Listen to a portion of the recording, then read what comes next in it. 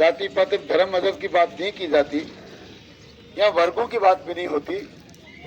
यहाँ मात्र और मात्र राष्ट्र का निर्माण कौन करेगा, देश की सीमाओं को सुरक्षित कौन रखेगा, देश के नौजवानों का भविष्य कौन संवार के रखेगा, किसानों का सम्मान कौन करेगा, माता बहनों का सम्मान कौन करेगा, और इस देश को दुनिया में महफूज कौन रखेगा, इस बात का चुनाव है। हम आपके बीच में 2014 से लेकर 2024 तक का 10 साल का एक कालखंड लेकर आए हैं। हमने 10 साल में इस देश को, इस देश के प्रधानमंत्री महामना नरेंद्र मोदी ने कितना सुरक्षित रखा है, कितना विकसित किया है, क्या क्या हुआ है एक भी व्यक्ति से छुपा नहीं। 2014 से पहले रोजाना छपता था, आज कॉमनवेल्थ घोटाला हुआ है, आज पूंजी स्पेक्ट्रम घोटाला हुआ है, आज पनडुब्बी घोटाला हुआ है, कभी भोपाल तोप घोटाला हुआ है, कभी हर्षद मेहता कांड हुआ है। हर दिन अखबारों में ये घोटाले और कांड के सिवा कुछ छपता नहीं था। 2014 के बाद अखबार भी छपते हैं, अखबारों में समाचार भी आते हैं, लेकिन आता यह है कि आज मोदी ने 370 की धारा हटा दी। अखबार में आता है आज मोदी ने 3 तलाक वाला काला कानून खत्म कर दिया। आज मोदी के भारत में दिल्ली से बंबई का एक्सप्रेस वे बना है, जो 12 घंटे में बंबई से दिल्ली पहुंचाता है। आज मोदी ने वंदे भारत ट्रेन बनाकर 120-150 की स्पीड से ट्रेनें चलाई है। मोदी के भारत में समुद्र के नीचे पानी के गहराई में ट्रेनें चलती हैं। 10 साल में इस देश ने बहुत तरक्की की है। ये देश आपकी सेनाओं को हथियार सप्लाई करने के मामले में जब कांग्रेस की सरकार थी तो एक बंदूक की गोली भी हमको विदेशों से खरीदनी पड़ती थी। आज आपका ये भारत, आज ये मोदी का भारत 38,000 करोड़ रुपए सालाना के हथियार विदेशों में निर्यात करता है।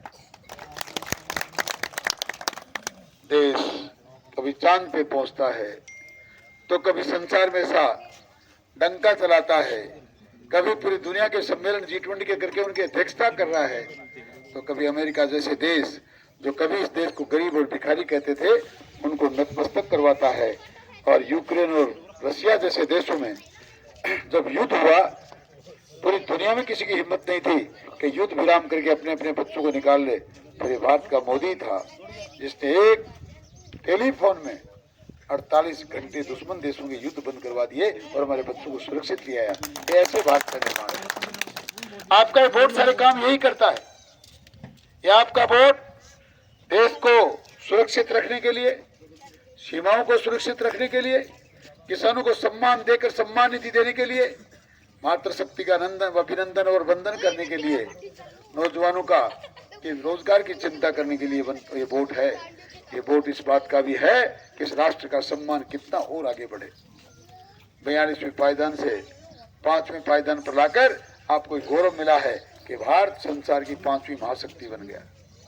आपका वोट आपका इसलिए अलग से है कि अब की आप भारतीय जनता पार्टी के वोट देकर नरेंद्र मोदी को प्रधानमंत्री बनाएंगे तो 2025 और 26 में आपका ये भारत दुनिया की 3री महाशक्ति बन जाएगा। अमेरिका और चीन के बाद 3रा कोई धनाढ्य और सबसे मजबूत देश होगा तो भारत होगा।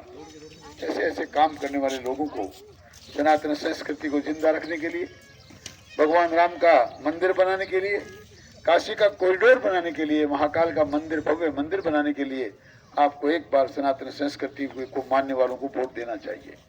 हमारे सामने जो लोग चुनाव लड़ रहे हैं वो कहते हैं भगवान राम कोई था ही नहीं, ये सनातनी झूठ बोल रहे हैं। मैं आपसे कहने आया हूँ जो राम का नहीं वो किसी काम का नहीं। जो तो आपके भगवान का सम्मान करे वो किसान समुदाय का सम्मान करेंगे। आप सोच सकते हैं, आओ हमें नहर भी लानी है। 40 साल हमने बहुत धोखा खा लिया, बहुत फरेब खा लिए, बहुत बार हमसे कहा गया अब की बार आएगी, अब की बार आएगी। 40 साल में तो आई नहीं, लाने वाले चले गए, नहर की बूंद आई नहीं। अब इस देश की मोदी ने गारंटी दी है और 10 साल में मोदी ने जो गारंटी दी वो कभी फेल नहीं हुई। इस मोदी की गारंटी है कि आने वाले 5 साल के कालखंड में 5 साल के कालखंड में बनने वाली नहर अब और कम समय इसलिए लगेगा। पहले हम सोचते थे कि आचार संहिता लगेगी, उस काम बंद होगा उस वक्त, लेकिन उसका काम तो चल रहा है। कभी सर्वे हो रही है, डीपीआर बन रही है, एस्टीमेट तैयार हो रहे हैं, खाका तैयार हो रहा है, कौन से गांव में कितना पानी जाएगा, कहाँ कितनी चौड़ाई की कितनी लंबाई की नहर बनेगी, ये सारी योजनाएं अब चालू हैं।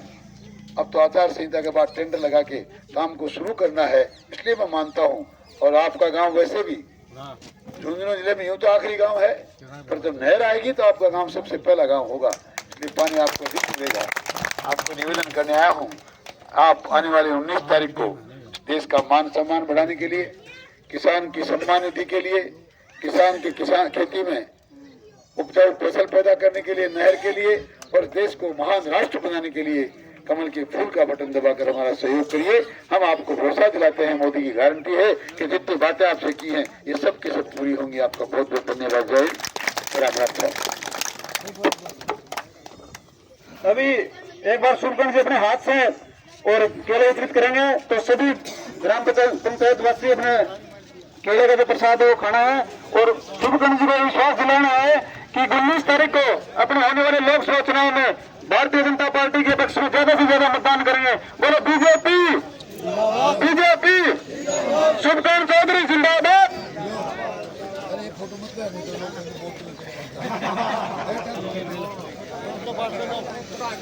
शुरू करो।